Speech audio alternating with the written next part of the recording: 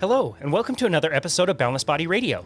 I'm your host, Casey Ruff, and today we have another amazing guest to introduce to you now.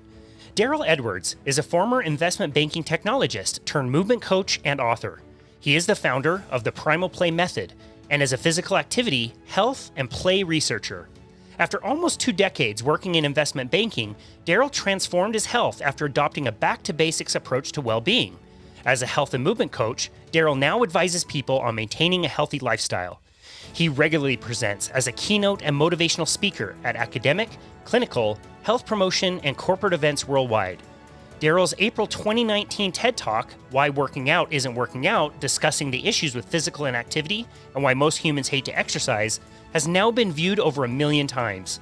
He is the author of several best-selling and award-winning books, including Animal Moves, Paleo A to Z, and his most recent book, My First Animal Moves, which encourages kiddos to move and play more. Darryl Edwards, it is an absolute honor to welcome you to Boundless Body Radio. Oh, thank you so much. That was a great introduction. So I feel it's a pleasure to know myself based on that introduction. Well, we always offer our guests to read it twice. So if you want me to read it again, just let me know. You've done a lot of cool stuff in your life, man. I've followed your work for a very long time, and it really, truly is an honor to have you on the show. I just have to say, to your knowledge, are you the only TED Talk speaker to ever have people up on stage play fighting with sound effects? Has anybody else ever done that? I don't think anyone else has. So, I didn't, to be fair, I didn't check if that was the case or not, because I probably would, I wouldn't have wanted to duplicate that scenario, but I knew, given that I was talking about, I talk about play in my TED Talk. I talk about the issues of physical inactivity, the global pandemic of inactivity. And I'm like, you know what? There needs to be a practical demonstration of what I'm talking about, because if it's just theorized, it only goes so far. So I was fortunate. I didn't even have to have stooges, because I was like considering, the team actually said, hey, maybe you should get a few people kind of like upfront agreeing to come on stage and to do whatever you want them to do. And I was like, nah, I want to keep it fresh. And the downside is no one could have come on stage. That's right. But fortunately, people volunteered, and we had a great time on stage. We it was like, and not only that, actually, let me not even finish there. The main joy of that experience actually was you couldn't see the audience. So in the TED Talk, obviously the focus is on the kind of red dot, the red circle on the stage, and the main speaker. But when I could look into the auditorium and see sort of 1,500 people plus, a couple of thousand people playing tag in the auditorium, and playing some of the other games that I did, slow motion play fighting and stuff. That was incredible, because people, again, you're not sure, are people going to want to just stay in their seats, and being a British audience, quite reserved, but actually they all embraced their inner child, and they were like, yeah, we'll do whatever you say. So I felt like a stage hypnotist for a microsecond. That's amazing. That's amazing. Yeah. It looked totally unscripted, so I could kind of get a sense of that. And I was like, man, he's really putting his ass on the line if nobody does come up, or like if it takes like 5 minutes to recruit people. But I'm glad you used the word joy earlier, because you can't watch that video and not experience just great joy and have like an ear-to-ear grin, seeing, people play and have some fun. I think it's a wonderful message, and it was a fantastic TED Talk. You did a really, really great job. One of the podcasts I really love is the Primal Kitchen podcast with Elle Russ. We've had her on our show as well, somebody we followed for a very long time. And you did a podcast with her last year, and you were talking about a lot of things that were very relevant to the time that we were in. You were talking about resilience, playing at home, using technology, remote coaching and things like that. And I had to double check the date. It was done in 2020, but it was done on January 6th, 2020. Like, that was relevant at that time, but think how much more relevant it was like 2 months ago when lockdown started. Crazy timing. No, that's really interesting. I mean, sometimes I don't keep track of, obviously, I've done quite a few podcasts, and sometimes it would be great to go back for like historical reference and to consider what I spoke about then at that point in time. But I think the focal lens around tech, the positivity of using technology, especially during isolation and during the pandemic, is something that people are thinking about even more, because they're trying to find solutions to this problem of, we may have to social distance, we may have to physically distance, we may be isolated to our homes. How do we get along on that basis? But for me, being a bit of a tech head as well, and certainly that was my previous career, was in technology, I have a love-hate relationship with tech, I suppose.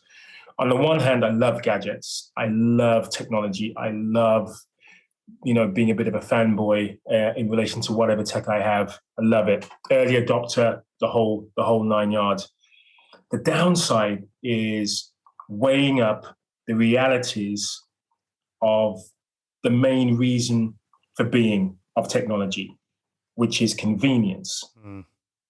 It's to enable us to have a more passive existence, a less challenging existence, a more comfortable existence. And because of that, it's driving many more of us to become sedentary. So it accelerates the process. It's like a catalyst for sedentary behavior.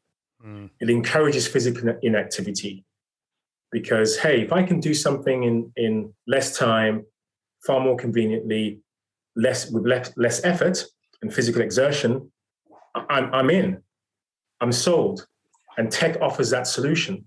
The downside is what happens on the other side. The other side of that is the issues of physical inactivity, the diseases that are born out of physical activity, the increased risk of chronic lifestyle diseases that are all around us. And of course, it isn't just about exercise or physical activity, but it's a huge contributor to many maladies of the kind of Western industrialized world.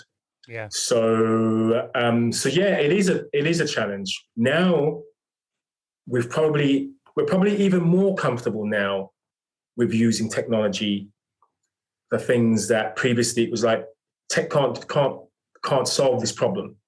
So for example, for business persons, or people traveling, personnel who were like, no, I have to have my meeting in person. Can't do that remotely. Can't do that on a Zoom meeting, on a Zoom call.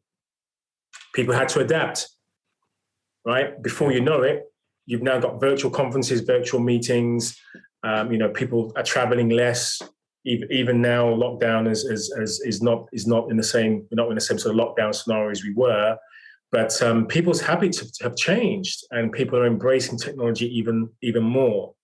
So yeah, I'm not anti-tech, which it may sound like I am from the headlines, but I suppose I do spend a lot of time dwelling on and being reflective about, why is technology a problem?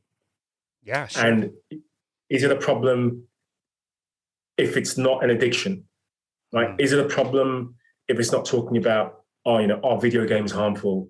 Or is it a problem if it's not related to social media and the harms that may come from, say, cyberbullying or people being trolling online? Do you know what I mean? Like all of those things, people are very au fait with the issues surrounding that. Division that comes out of some of these platforms, right? People are that's fairly commonplace, conventional conversations around that. What people are less like to talk about are, actually, it's forcing me to sit in my chair pretty much all day. It's driving me to this, Wally, Wall-E. I never quite know how to pronounce the name of that film. That kind of Wall-E kind of existence of, let me just exist in a seated position and have everything that I need for survival arm's reach away. Yeah, totally. And we're getting closer and closer to that with our smart devices. You can pretty much, I mean, there's not many things you can't do from the comfort of your chair with a smart device in your hand. Yeah. To live life.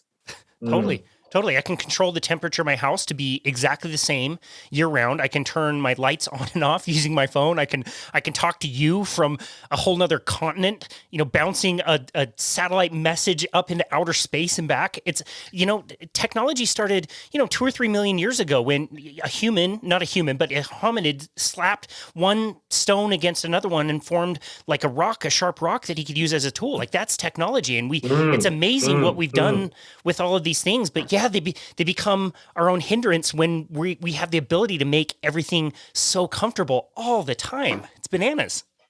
Yeah, all the time. Yeah, and that's the price we pay for innovation, right?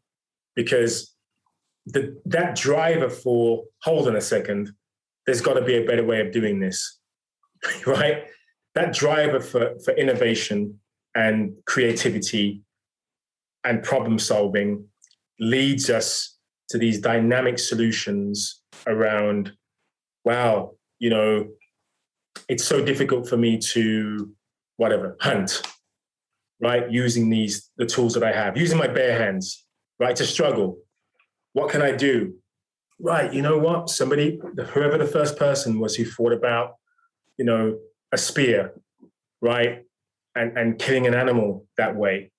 Who had that idea? Right? Or maybe striking with a rock. Maybe that was the first idea. Hey, let's pick up a rock and strike an animal. Whoever thought of that? And then generations later, people going, I can't believe people are still throwing rocks. Why don't you know what I mean?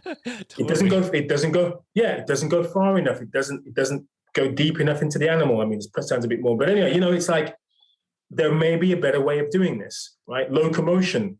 Yeah, we're great. It's great walking 20 miles a day, 25 miles a day to a better habitat. But maybe we could do it faster. Maybe we could do it more efficiently. Maybe we could use animals to help us do that. Maybe, but that's not good enough. What about the wheel? Do you know what I mean? And then before you know it, we are where we are in the 21st century, where we could never have imagined we'd be utilizing devices that we have now, right? And of course, we also know, even though it's difficult to be aware of that fact, but whatever tools we're using now are one day in the very not too distant future going to be regarded as so crude and like Luddite, like. Do you know what I mean? Totally. Yeah. It's like my iPhone 13 or 4, whatever the newest one is that I just upgraded is going to be a VCR before I know it. That's a really good point. Exactly. Yeah, exactly. It's like, can you believe? And again, we don't have the kind of mindset to kind of visualize whatever that world will be. But somebody's going to look back and go, can you believe these individuals actually held this device that weighed, whatever, in their hands, swiping a screen, talking to this device, this artificial intelligence. Can you believe that? Savages. Pretend artificial intelligence. Yeah, exactly. Yeah. Who, those uncivilized folk of 2021. So it's fascinating, that driver, but we know there's a consequence, and a lot of that consequence is the burden of health, physical health, mental health, emotional health. They're all impacted, and in many cases, it's a negative impact. Yeah. We're kind of devolving in some respects in relation to managing certain conditions that are only brought about, or not only, but significantly increase the risk of those conditions because of the way we live our lives, and also the environment that we're in, and how much we're deviating from what our body needs as healthier inputs. Yeah, right. totally. And yeah. Yeah. No, I totally agree. It's so interesting. I hear a lot of people in the health space saying that nobody is talking about what people should really be doing, during a global pandemic. They need to be getting healthier, they need to be exercising. And I'm not sure if that's the case or not. It seems like a lot of us have been talking about this for a long time. And I think most people know, like, you should probably eat real food. You should probably get outside. You should probably exercise. I feel like most people understand that, yet a lot of people that I see that want to do an exercise program, or they pay for a personal trainer, or they buy some, expensive program, they don't ever really stick with it. So what in your opinion is the problem with exercise, the way that, we tell people to do it all the time? Yeah, so exercise is it's like a proxy. It's a substitute for real movement, right? So you just spoke about real food, right? So just like you can get artificial processed food, which is still food, but it's usually devoid of nutrients, or it can be created artificially, or very calorific, not nutrient dense, just energy dense. So all of these sort of issues that can come across from artificial and processed foods and fast foods. There's something similar with the exercise approach, which is we do have a requirement for movement. We need that requirement pretty much on a daily basis. We have a requirement that our movement should cover a variety of activities based on our ability to move in that way. But we don't have the time. We don't have the need, most importantly, to do any of that sort of stuff, because we now live in the 21st century. But if we don't move, we pay the price. So exercise was developed as a solution to that problem. And because it was invented created as a solution to that problem, which is not just about athletes, let's do it because you're an athlete and you need to perform. We need to do it because this is going to be good for your health. That's the reason why we're going to be developing this kind of exercise paradigm. The downside is, as human beings, we're constantly thinking about, or even if we're not thinking about it, our bodies are constantly telling us, you need to conserve energy. You have no idea where your next meal is coming from. Don't overwork unless you know you're going to be able to replenish yourself to be able to continue to do that work. So when your environment is telling you, oh my goodness, I need to go through a significant amount of physical exertion to be able to get tomorrow's food, right? You can't say, I don't feel like doing it, right? I don't feel like working that hard to get my food. Because if you do, you won't eat and you'll starve, right? So you have a driver for movement, which is instinctive, which is about satisfying the must-have aspects of survival, i.e., we need to get food, hunt, gather, scavenge food. We need to protect ourselves from the elements. We need to build shelter. We need to protect ourselves and protect our community from predators, right? We need to find new sources of food. We need to find safe environments. We need to determine what is good food or harmful food, less harmful, all those kind of things. All of those activities require a significant amount of movement, quality and quantity of movement. Fast forward to the present day, we don't need to move for any of those reasons.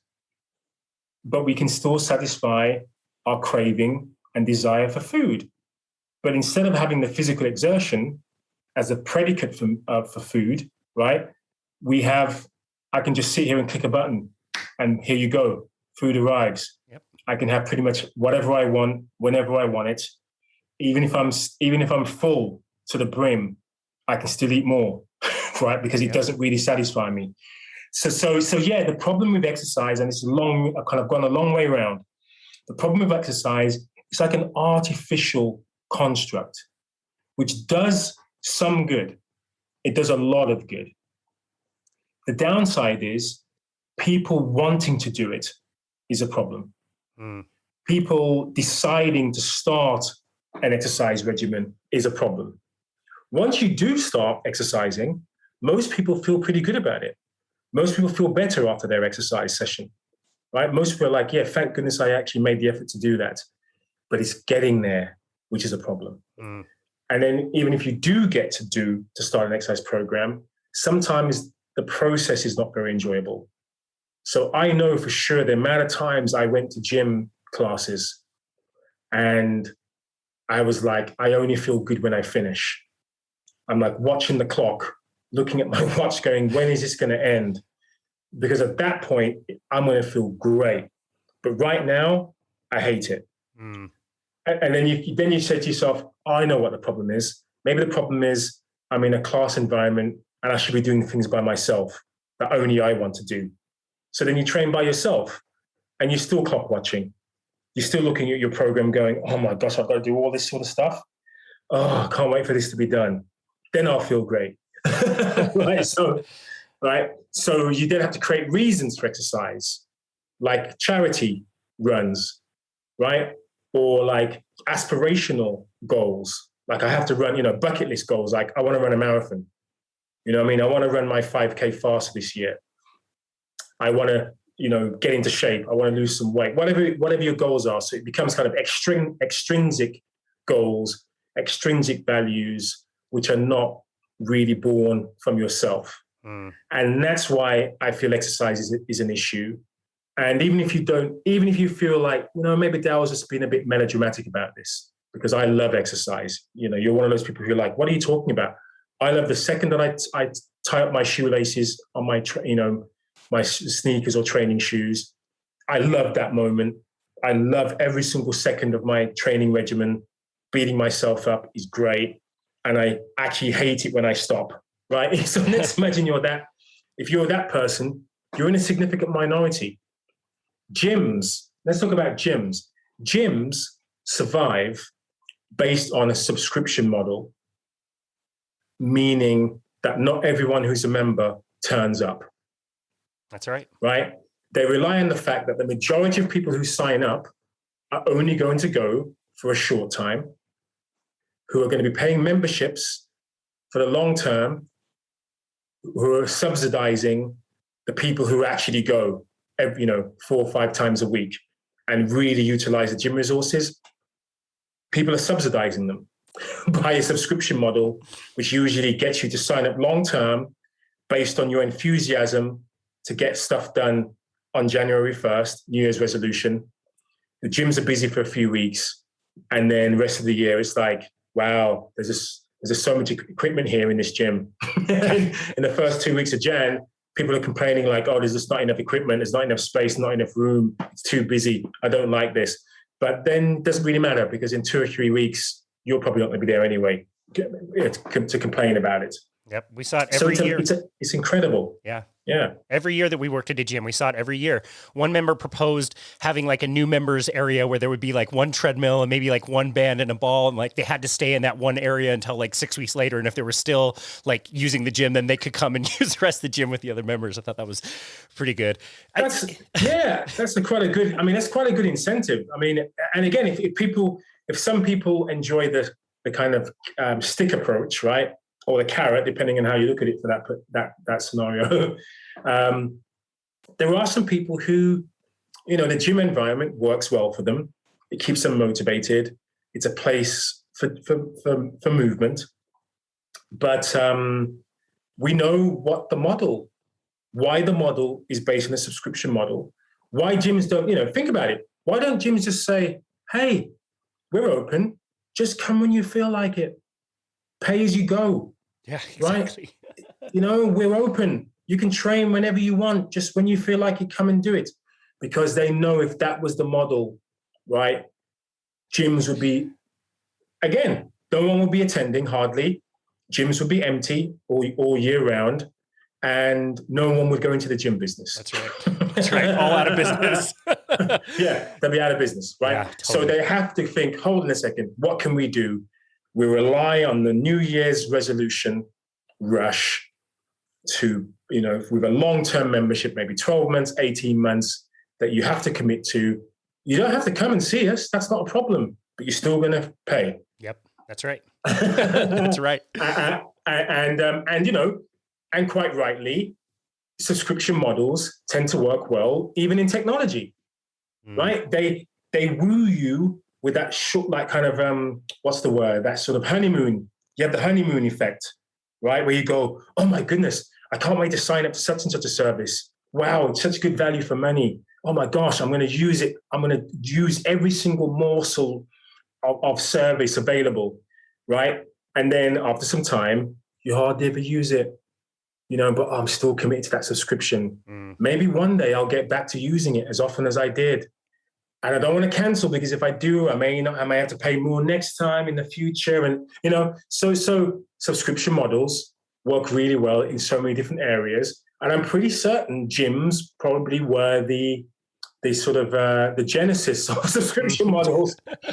Totally. That problem was solved by people going, I've got this amazing environment of people to move.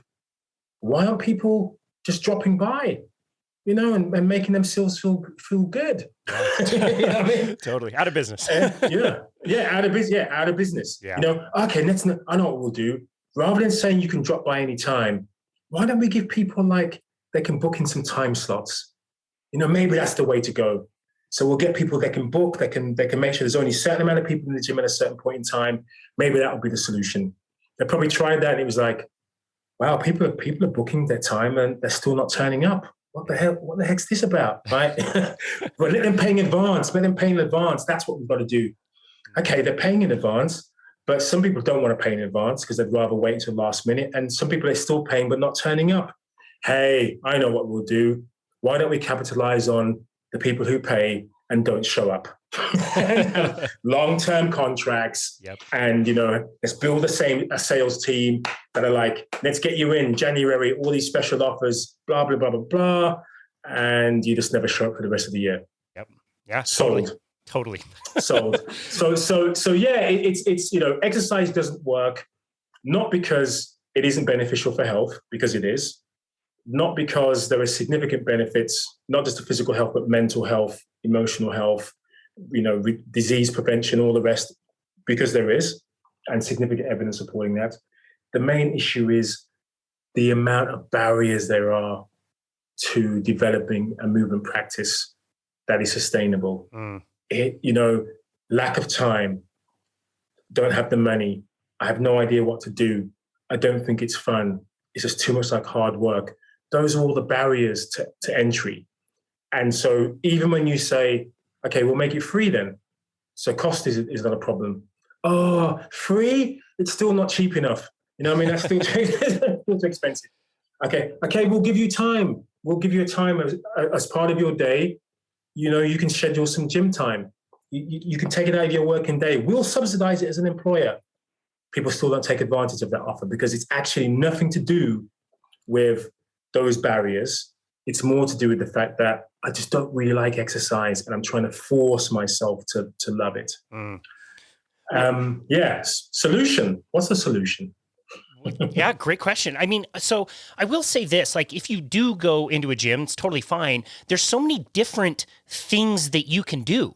And it's interesting, if you and I were to go to the gym or watch some great David Attenborough nature documentaries, which I absolutely love. When you watch other animals, they really don't do a ton of different things. Like a tiger really just kind of does tiger stuff, and a giraffe kind of just does giraffe stuff, and a fish kind of swims. But when I watch humans, look at all the amazing things we can do. We can climb, we can hang, we can run, we can walk, we can trot, we can crawl, we can do so many different things. There's so many different sports worldwide that we participate in. I think that's such an advantage of a human is the, I guess the vocabulary of movement that a human can have is so vast. It's so cool. Oh yes. Oh yes. It's there are infinite possibilities for human movement. For sure. And which that should be another reason for expanding the kind of take up on exercise and movement, because it's oh my gosh, there's all these things I can do. And I'm not sure if, because there are just so many options, we get sort of analysis paralysis, oh, what do I do? is it optimal or not? Am I doing the right things? Am I keeping up with the Joneses? I'm not sure what the expression is in America for keeping up with the Joneses, but that's right. Yeah, that's right. But yeah, is it same expression? Same, okay, yeah. so it's like, am I keeping up with the Joneses? Am I doing the right things? Right. So maybe there is a problem around being spoiled for choice. There's just too much choice in relation to movement.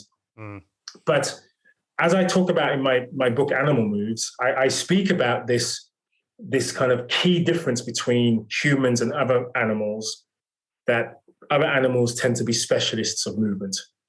So, they're fine-tuned, finely honed, beings focus on a particular task, like a cheetah and sprinting, right? So if you know anything about cheetahs and their ability to sprint, you'll realize there are actually quite a few drawbacks with that ability. So the pros are fastest land mammal, right? Can outrun any creature, can chase any creature.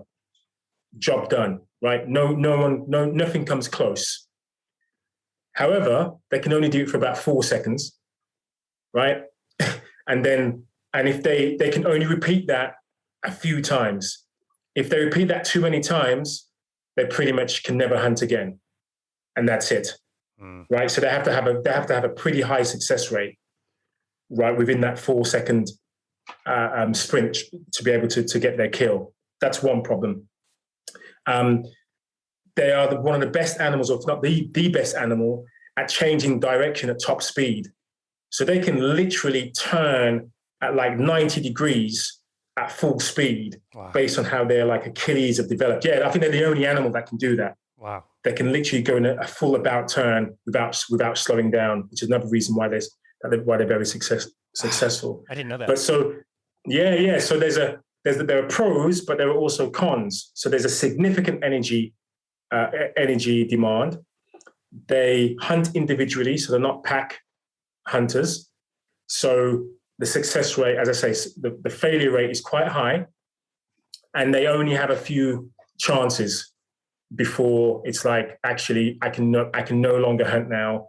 There's no way I can access food. It's game over, right? And again, you could look at other members of the animal kingdom and go, oh my goodness, like, I don't know, the ant, for example, can lift 1,000 times its body weight. Incredibly strong. Like, what a feat of strength. Humans, if we lift 4 or 5 times our body weight, you're like a world champion. That's right. Right? You're the strongest human on the planet if you can do something like that. But body weight strength ratio, size, weight, strength ratios, we're poor in comparison to many other animals. And I think that's the key difference between our movement ability and those of the rest of the animal kingdom, is that we are generalists. We're pretty poor at most movement abilities apart from walking. Actually, walking is one of the best things we can do, very efficient, hardly uses any energy expenditure above kind of basal energy utilization. Very efficient. We can walk great distances, outwalk most animals, actually. That's where we're efficient. But we also have this ability to sprint, and to climb, and to lift and carry, and to swim, and to do all these other amazing feats of movement. But we don't practice that when we're, in quotation marks, exercising. We pick a subset. We pick locomotion, and we say, right, I'm going to focus on locomotion. But not just any locomotion, maybe one form, running. There you go. I'm just going to focus on running, or just on walking. Or maybe I'm a sprinter, so I'm just going to focus on sprinting. Or actually I want to run, but I'm only focused on running very long distances because I want to be an endurance runner. And there lies the problem for humans, because you're almost building in the drawbacks that occur from the specialties of movement in other animals, and take that on board yourself as a human being. You know what I mean? So we're almost underdeveloped in all of these other areas, just so we can pursue this high level of ability in one particular fitness domain. So I mean, I could talk about that at length, but the main takeaway for people should be humans are generalists of movement. We have this huge vocabulary, as you mentioned, of movement that we should all be fluent in, all of us, no matter what our ability is, no matter our disabilities, no matter our mobility issues, we should all be fluent in our vocabulary of movement. All of us should be. But most of us are dumbing our vocabulary down to a handful of words, a handful of movement verbs. Yeah. Sure. Well, earlier you called it a movement practice, which I love that phrase. How can people practically work more play and more movement into their day-to-day so that they can expand their vocabulary and learn a few more words from the dictionary? Easiest way would be to buy my book. Good call. But in all seriousness, if you just think about all of the activities you got up to as a kid. So if you had a relatively free-range childhood, lots of outdoor play, not many adults around, that sort of environment, right? Then you probably got up to a lot of stuff. You probably didn't just go on your bike and stay on your bike all day. You probably did other things too. You probably didn't only just climb trees. You probably did other things as well. You probably played a multitude of sports, pickup sports.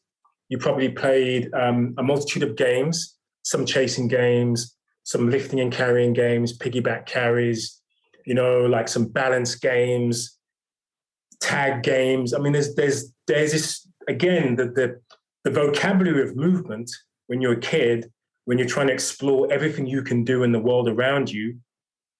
That's what you need to gravitate towards. Not move like a child, right? Because we're adults. We should be the masters of movement for our species as adults, right? We should be the most developed and mature movement capability as adults, not as kids.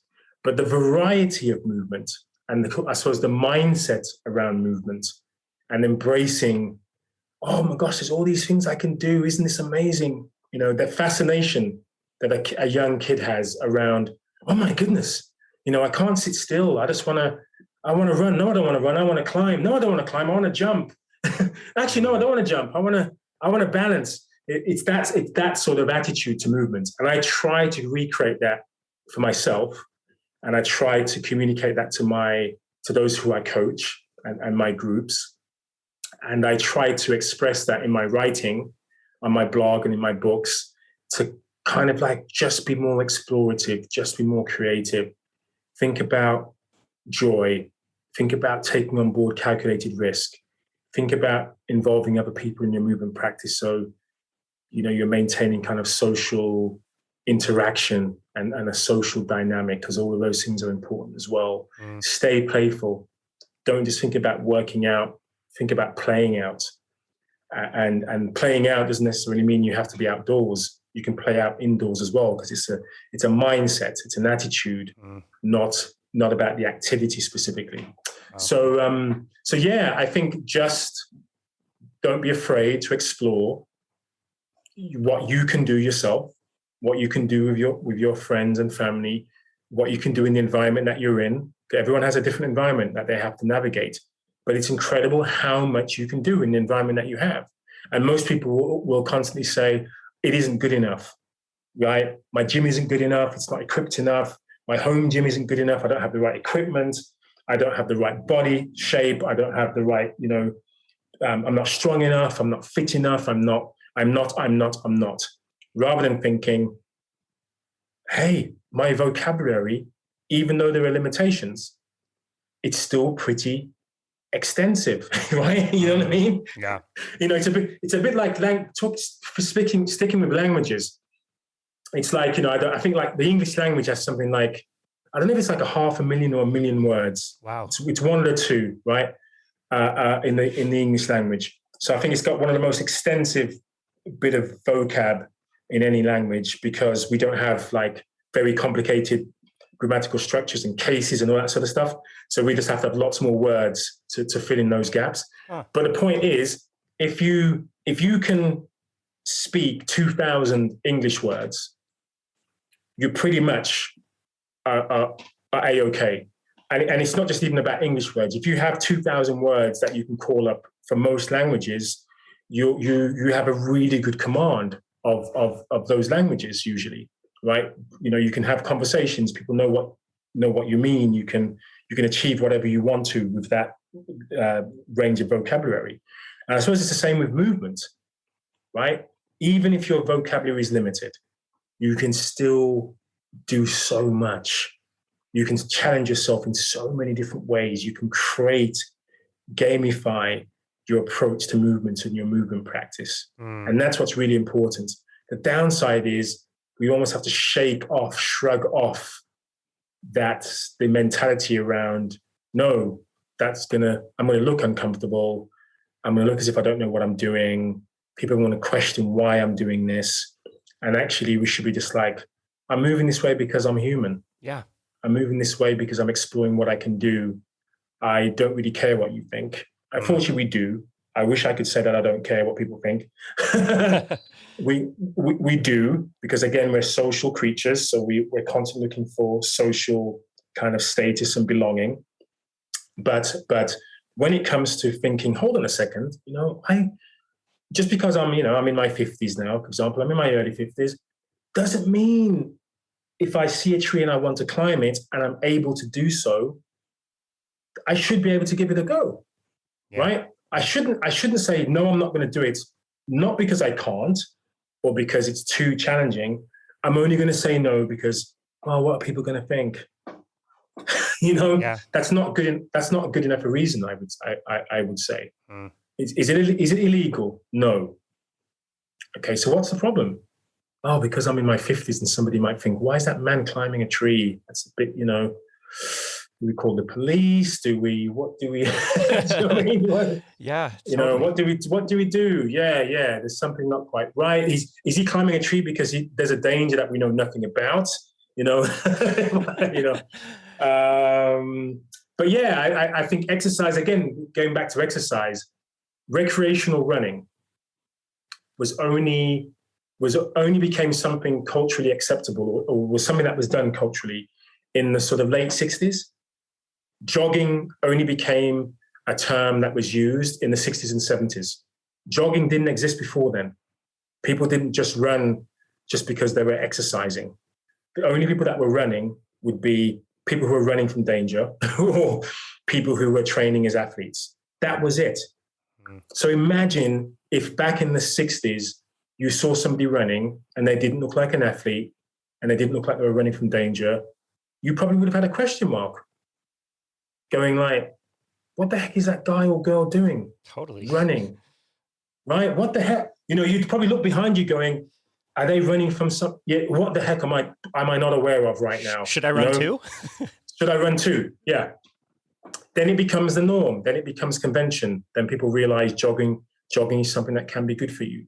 And so we need to make, I suppose, other forms of movement that humans can do just as acceptable. If I bear crawl in the park, for example, right? When I first started bear crawling in the park, nearly every other person would stop me and go, what the heck are you doing crawling on the floor? Some people will say, are you okay? Are you all right? Do you need a hand?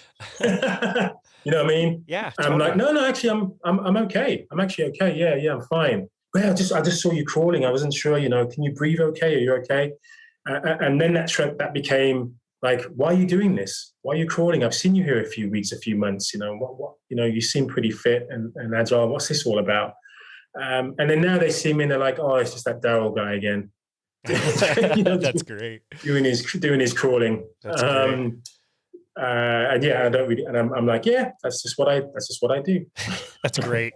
No, we get funny looks all the time. Like you mentioned a lack of equipment as an excuse for not getting movement. Look around yourself. Like we just went through a pandemic. I haven't been in a gym in a year and a half. Like the world around you is a playground and a gym. And yeah, we'll get funny looks when we're, brachiating off the monkey bars or climbing up a rock climbing wall at the park. But we also get to witness true fitness, which are these kiddos playing around, having a blast, cooperating with each other. They've already jettisoned their shoes, so they're all barefoot. So their feet are grabbing onto ropes and they're climbing and sliding. And you want to see fitness. That's fitness. Kids have this down pat, and we need to live a little bit more like them, in my opinion.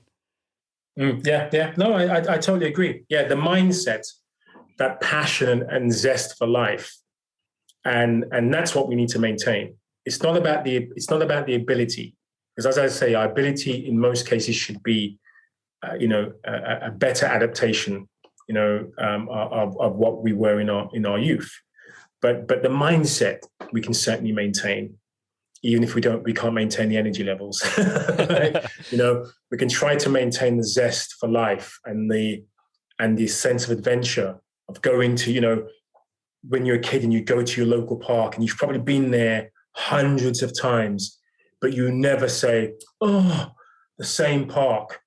You're just thinking, oh my goodness, I'm here again, playing with my friends, having a great time. As adults, you probably would go, oh, the same park. I need another park. It's not as exciting anymore. I've been here, done that. Where else am I going to go for adventure? A young kid will be like, what are you talking about? Haven't you seen all the things that we can get up to here? Can you let me go? Take me off my harness and let me play by myself. And I'll show you, there's so many things I would love to get up to. So it took me a while. I must confess, it took me a while to break out of that, the fear of, why don't I just explore? One, what I can do. One, what I'm good at, what I'm not so good at, what I shouldn't spend any time on, because it's a, the law of diminishing returns, right? I'm never going to be good at that. So what's the point of me spending time doing that? Let me focus on what I love. Let me focus on things that it's a challenge to try and improve some of those areas. Let me focus on doing things that I've never done before, that I may never ever do again, but at least I've tried it. Do you know what I mean? Even if I'm awful at it, at least I can say, hey, yeah, I tried juggling for a while. I got up to 3 balls. I tried 4 balls because that's even cooler, but nah.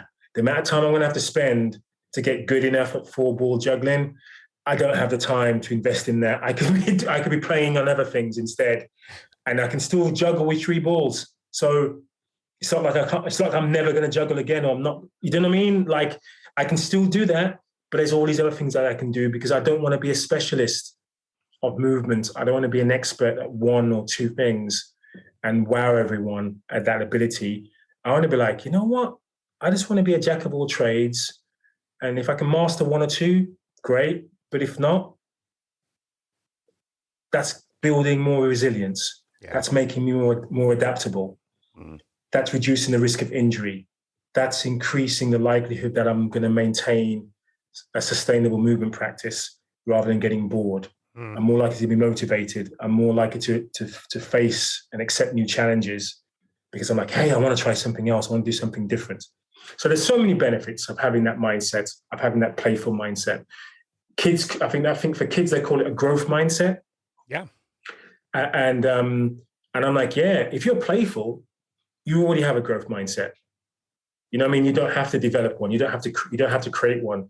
Like, if you just become more playful, if you actually not even become, if you be more playful, if you accept your innate drive for play and fun and enjoyment and engagement, all of us seek this to some degree. If you just let yourself submit to that call, you just get all these wonderful benefits. I love that. That's such a cool message, man. I love that. I love that it shines through also in your children's book. I think most of us know that kiddos are playing a lot more video games than they should and need to be a little bit more active. What would you want to say to parents of young children, besides telling them that they should play more themselves? What would you say to parents for children that are growing up now, maybe in an environment where they're not playing the same way that maybe you and I did when we were growing up? Yeah, it's a tough one, because it can sound like you're kind of preaching, or just going, oh, things are so much better in our day. All this helicopter parenting now. There needs to be a balance struck between the care and concern that many of us have as parents now, and wanting to protect our kids in so many different ways, but also ensuring that they have enough kind of free range, free play, unstructured playtime, so they can develop some of these other skills which can't be taught, right? You can be taught, skills at playing football or certain sports or certain activities, but there are some things that are only developed through experience, are only developed when you're making the decision yourself, right? And that's what free play is about.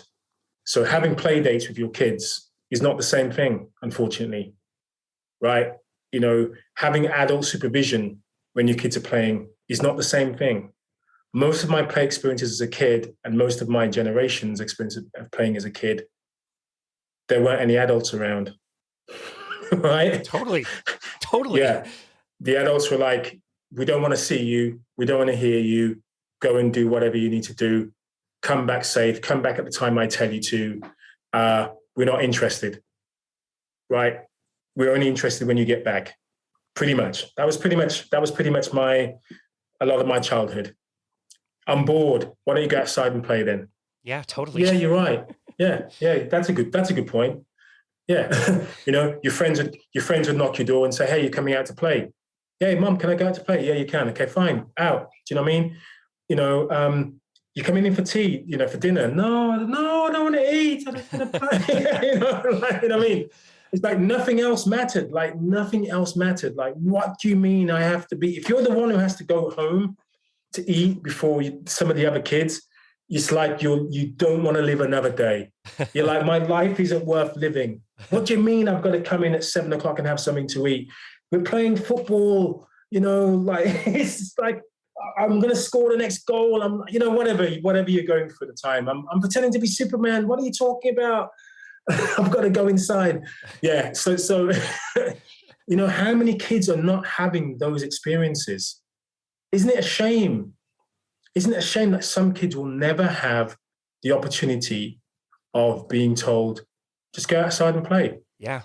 No, that's right. I mean, even at a park nearby my house, like I see kids playing soccer, but it's in a league, and that's great. Like, I'm glad they're playing soccer, but this is a formalized thing. All the adults are there. There's coaches and parents and grandparents and aunts and uncles, and we give them granola bars and Gatorades at halftime because you kind of ran around a small area for like 20 minutes. It's so different. It's so different. Yeah. And we, I'm from a football or soccer loving country. And when I was playing, I remember playing football as a kid, 20 minutes, no chance. Sometimes we were playing literally the whole freaking day. And usually we would stop playing because there was something else to play instead. It was like, yeah, we scored like, 50 goals. Maybe we should play, maybe we should play something else. Do you know what I mean? Or maybe we should make it more interesting. Maybe we should hop on one leg whilst we're playing. Maybe we should not have a goalkeeper.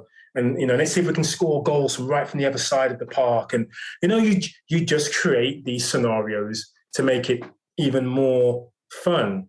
And yeah, I have a fairly dystopian view of the world sometimes, especially in relation to some of the issues that our children are facing now. But I certainly would have hated it. I mean, there's lots of things about my childhood I would change, of course. Especially if you could portal yourself to the 21st century, like, oh my goodness, look at all these amazing things that we have access to now. But me not being able to face some of the challenges I did as a young kid that I wouldn't have done if other adults were around. So, for example, I remember in our park, we had this what were known as adventure playgrounds, which are very popular here in the UK.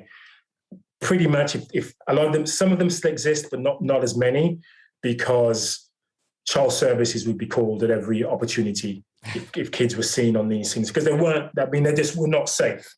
You could be easily 40, 50 feet above ground, no soft surfaces. You'd be landing straight on concrete.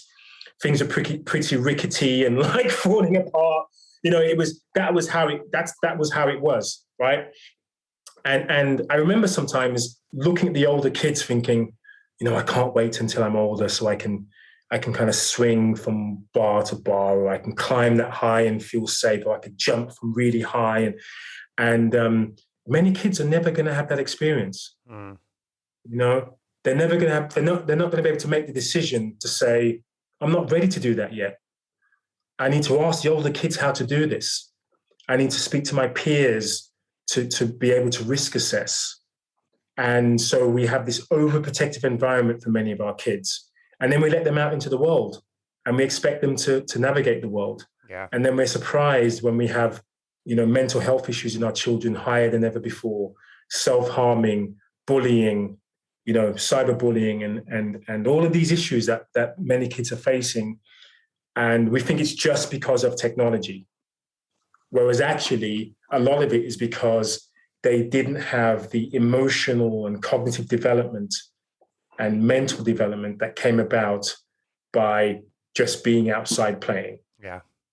And building thoughts, and taking those practical science lessons that you have at school and implementing them in the real world, right? Yeah. Do you know what I mean? You don't care about the science. You're just like, I want to see if I can build something.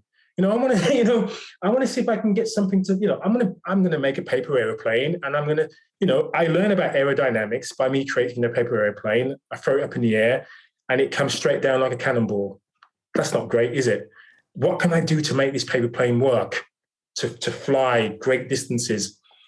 Again, how many kids will never experience something like that? Will never fly a kite, will never go into a go-kart that was made, or a homemade sled. Do you know what I mean? Yeah, totally. Anyway, yeah,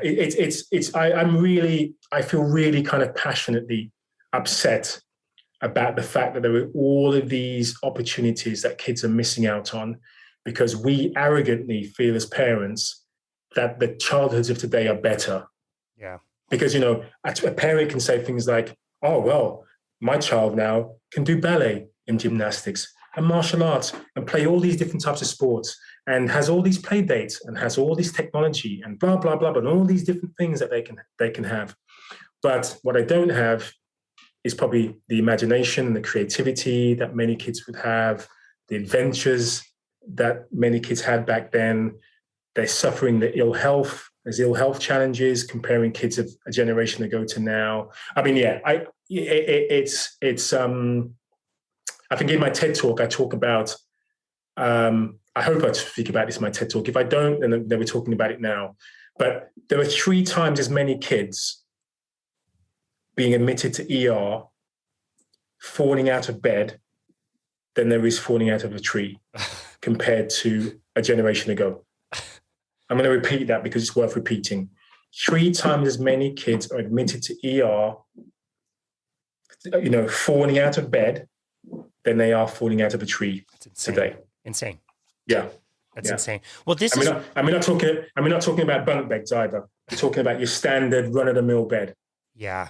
It's such a shame, and you're right. I think we're going to have a real lack of resilience to grapple with in this next generation, especially. But this is why we wanted to talk to you, and why your work is just so important, not only for adults but for children. I'm so glad that you have resources for both, for adults to play more, and also your wonderful resources for children. It's really awesome and inspiring, and it gives me a little hope that maybe we can't change the world, but we can help some people if they're ready to start moving again. And your message of joy and having fun and play is just, it's so amazing and inspiring. And so we're so grateful for it. Oh, thank you. Where can people go to find you and find your work and connect with it?